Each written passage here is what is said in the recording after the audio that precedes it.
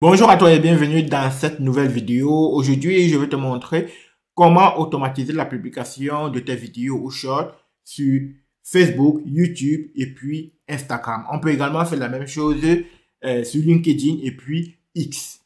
La publication des vidéos, ce n'est pas forcément la partie qu'on apprécie le plus. Pour t'épargner dans ça, je te propose ce scénario qui te permettra d'automatiser la totalité de tes publications sans que tu n'aies pu à intervenir sur aucune publication. Pour réaliser ce scénario, j'ai eu besoin de trois choses en particulier, c'est-à-dire de Google Drive où je stocke les vidéos, de Mac qui me permet de réaliser ce scénario, et puis de Airtable qui me permet de stocker temporairement les vidéos avant de les publier. Donc, sans plus tarder, on va on va voir ce scénario étape par étape pour que tu puisses comprendre l'utilisation de chaque module et la configuration qui va avec. Donc, voici le scénario. On va commencer ici par un module, le module Google Drive, tout simplement parce que c'est dans Google Drive qui est stocké les vidéos. Tu peux d'ailleurs voir ces vidéos, ces shorts là ici. Donc, tu vois qu'il y a beaucoup de shorts là. Et tu vois que c'est marqué à publier. C'est pour dire que ce sont les shorts qui seront qui seront publiés plus tard. Comme je le disais, le premier module à utiliser ici, là, c'est Google Drive et plus précisément Search File ou Folder. Dans notre cas ici, là, ça va être Search File parce qu'on va rechercher un fichier, à l'occurrence une vidéo. Donc, pour comprendre comment est-ce que ça marche, il faut regarder la configuration qui accompagne ce module, tout simplement. Et cette configuration, la voici. Dans cette configuration, en réalité, il faut dans un premier temps créer une connexion avec Google. Si ce n'est pas encore fait, il va falloir d'abord le faire et tu peux te servir de Online Help de Mac pour créer ta connexion. Et par la suite, il va falloir dans Select the méthodes, tu vas faire Select from the list. Et puis, tu vas sélectionner My Drive, bien évidemment, parce que c'est dans ton drive que tu auras stocké les vidéos. Et puis, par la suite, tu vas maintenant sélectionner le fichier spécifique où est stocké les vidéos. Et puis, dans Drive, tu vas sélectionner Files. Et puis, par la suite, tu peux limiter à un seul fichier. Tu peux également choisir de le faire, de publier plusieurs fichiers. Mais je peux te rassurer, ça ne sert pas à grand-chose. Il vaut mieux publier une vidéo à la fois. Donc, voilà donc pour ce qui est de la configuration de Google Drive et plus particulièrement Search File. On va passer au deuxième module qui est OpenAI, c'est-à-dire ChatGPT. En fait, je me sers de ce module particulièrement pour générer en fait un texte qui va accompagner cette vidéo. Donc, ça va être la description qui va accompagner la vidéo lorsqu'elle va être publiée. Dans ce module, en fait, la configuration ici, elle est également très simple. Dans un premier temps, tu vas créer une connexion avec OpenAI, c'est-à-dire ChatGPT. Et par la suite, en fait, tu vas choisir Create a Chat Completion. Et puis, tu vas choisir ton modèle. Tu peux choisir là, par exemple, mais choisir ChatGPT ou Lattes. Donc, tu peux également choisir GPT-3 et bien plus. Et puis, dans la suite, je lui donne un rôle de développeur système. Et là, le contexte, c'est-à-dire le prompt qui va accompagner, en fait, la génération, en fait, de cette description, il est assez simple, c'est-à-dire que je lui demande, en fait, je lui donne, je lui dis, tu es un créateur de contenu engagé sur les réseaux sociaux. Je veux que tu me rédiges un post communautaire YouTube.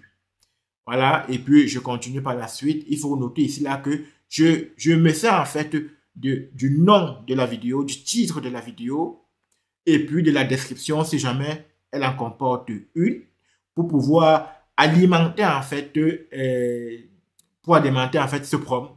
Et par la suite, je mets également la description de mon agence parce que je suis une agence d'automatisation qui utilise également l'IA pour automatiser les process, pour automatiser les processus. Et puis, je crée également les chatbots pour les PME et puis les TPE. Et puis, par la suite, en fait, je lui donne les mots-clés qu'il doit utiliser, tout simplement. Et puis, je lui donne également le style que je souhaite.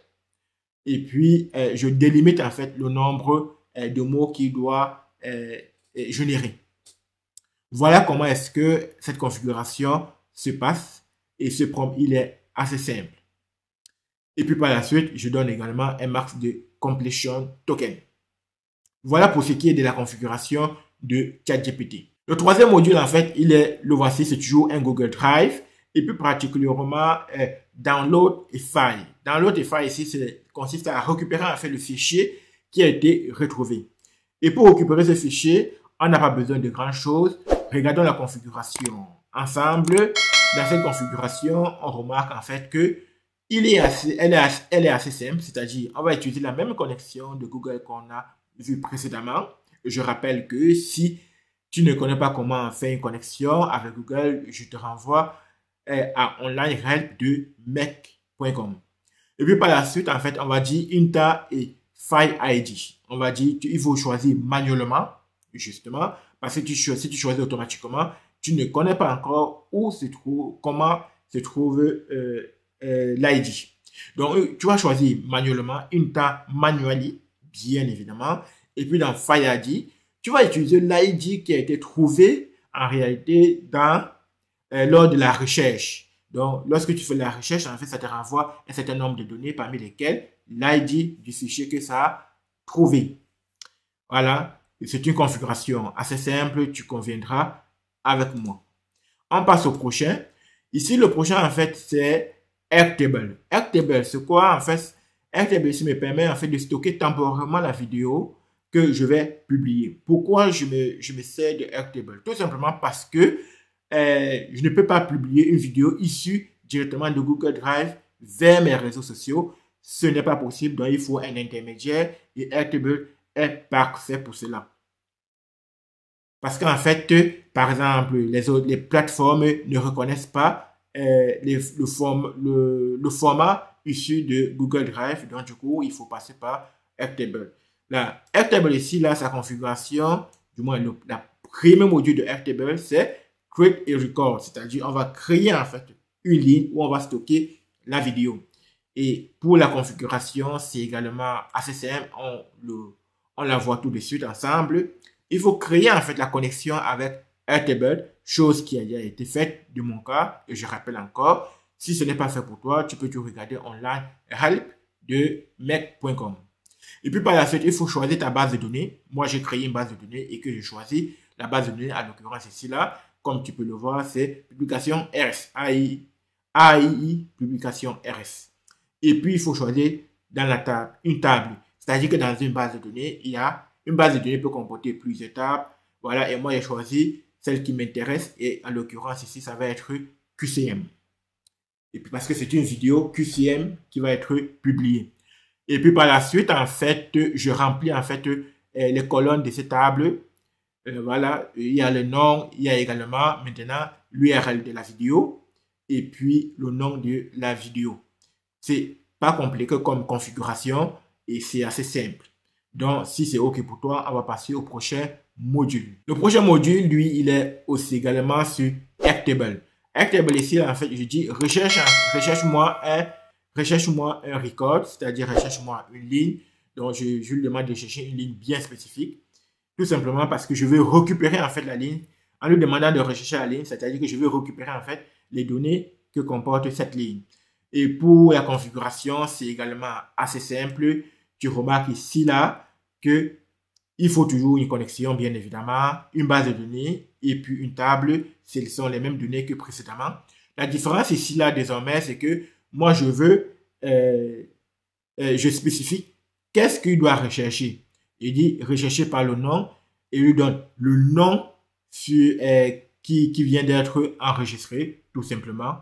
Et puis par la suite, j'ai délimite en fait le nombre de résultats à 1.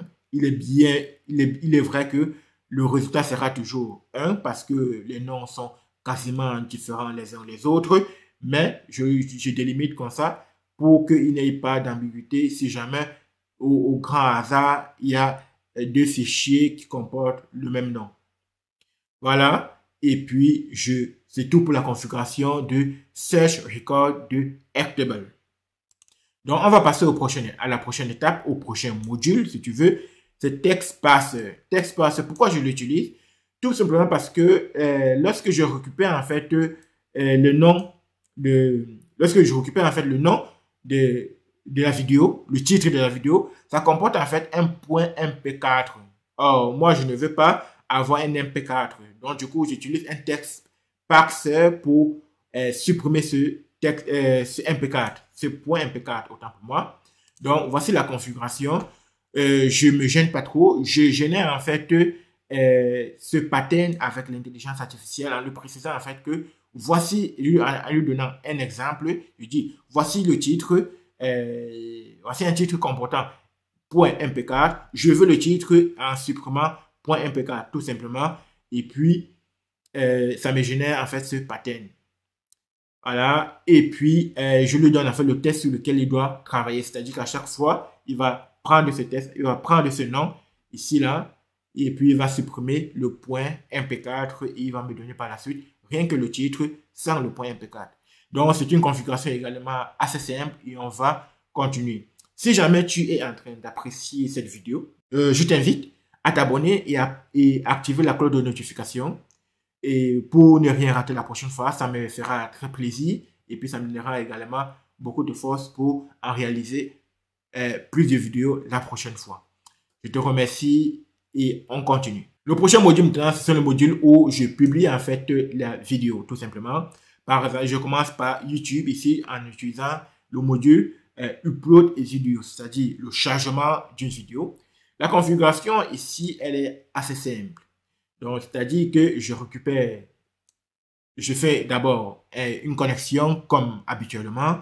Et puis par la suite, en fait, je récupère le titre, parce qu'il faut un titre pour la vidéo, bien évidemment. Je récupère le titre et je fais un subscreen. Un subscreen, en fait, me permet, en fait, de me dire, si jamais le titre comporte plus de 100 caractères, alors délimite-toi au 99e caractère. Tout simplement parce que si tu publies une vidéo qui comporte un titre de plus de 100 caractères, ça va générer une erreur. Et étant donné que sur YouTube, on ne veut pas des titres qui comportent plus de 100 caractères, et du coup, ton scénario va s'arrêter. Et ce n'est pas génial. Donc, du coup, je fais ce substream. J'espère que tu as clairement compris. Et si ce n'est pas le cas, je te laisse mettre un commentaire et je me ferai le plaisir de t'apporter plus de précision.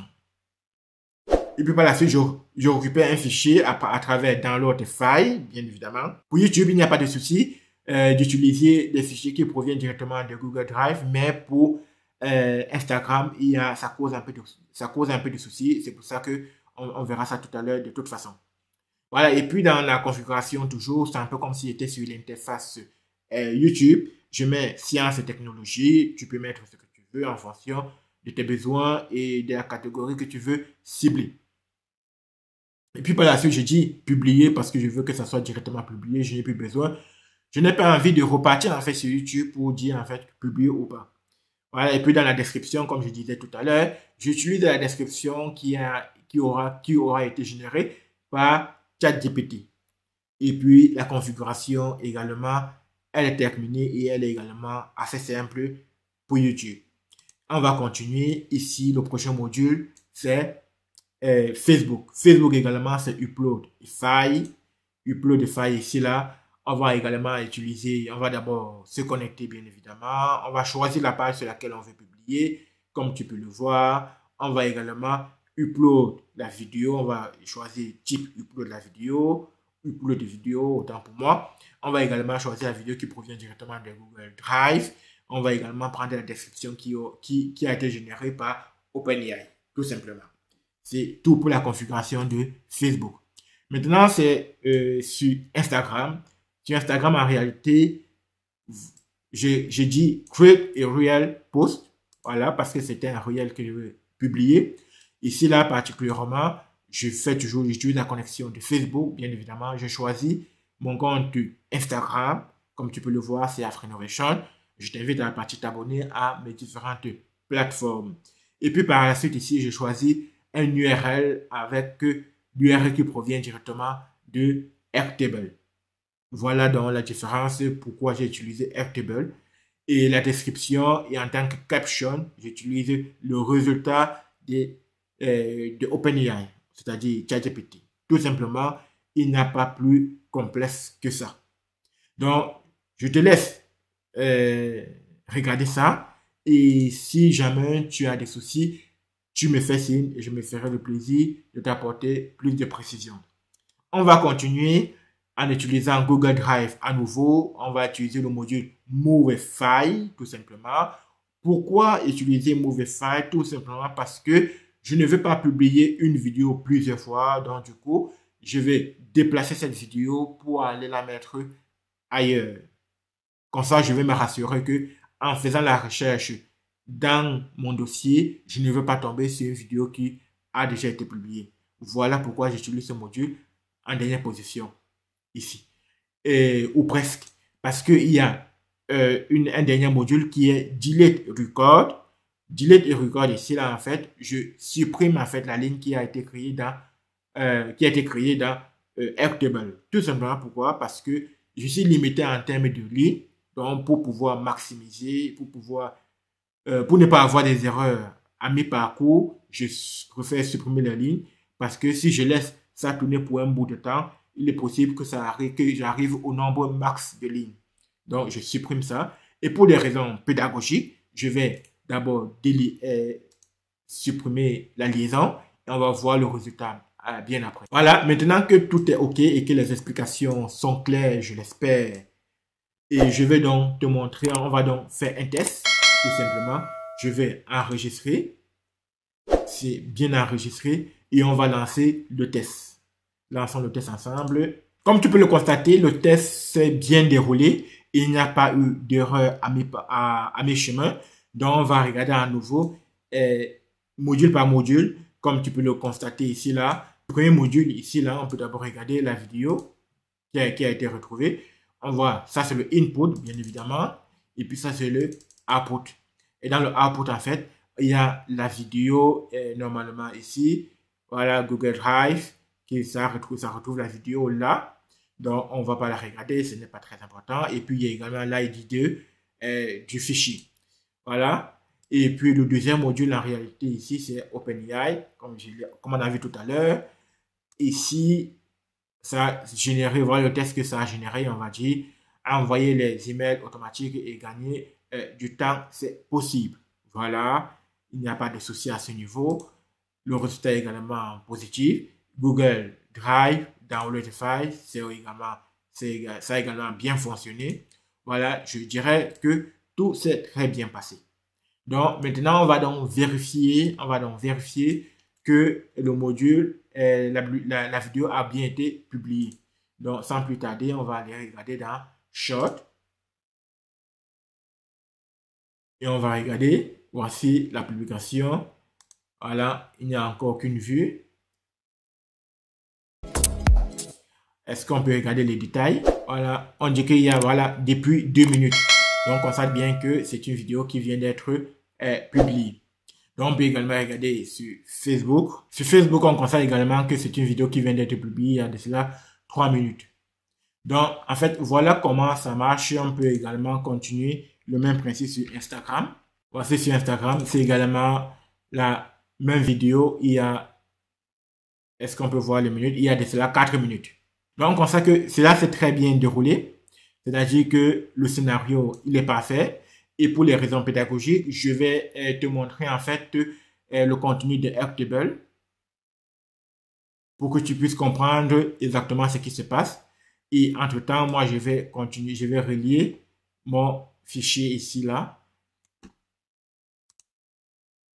Je vais remettre la liaison entre Google Drive et puis Airtable, autant pour moi. Voilà, pour les raisons pédagogiques, on constate bien que ici, il y a bien un ID de la vidéo. Et puis, il y a une vidéo ici. Ça ne se voit pas très bien, mais il y a bien une vidéo ici, là. Si j'ai double-clic là-dessus, normalement, ça va. Voilà, ça va s'afficher. Et voilà ça.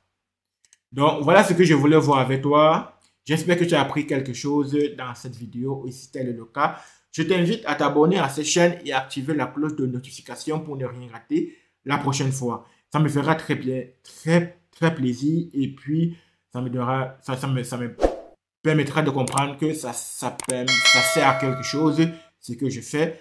et on se donne rendez-vous pour très bientôt. C'était Jonas. On te donne rendez-vous pour une prochaine vidéo. Prends soin de toi. Merci.